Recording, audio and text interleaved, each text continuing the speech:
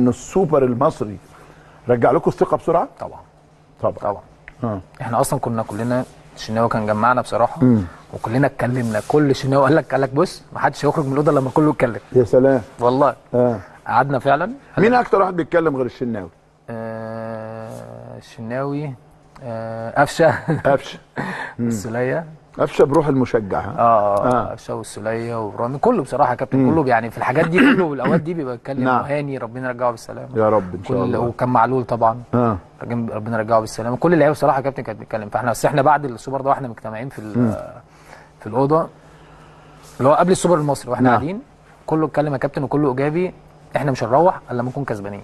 ده هناك في الامارات. في الامارات. وقبل ما نسافر كمان، بس احنا بنتكلم في الاخص في الامارات. يعني قبل الماتش، قبل الماتشين كمان مش الماتش. يا جماعه احنا البطوله دي قبل ماتشين سيراميكا والزمالك. نعم. احنا مش هينفع نروح الا لما نكون ان شاء الله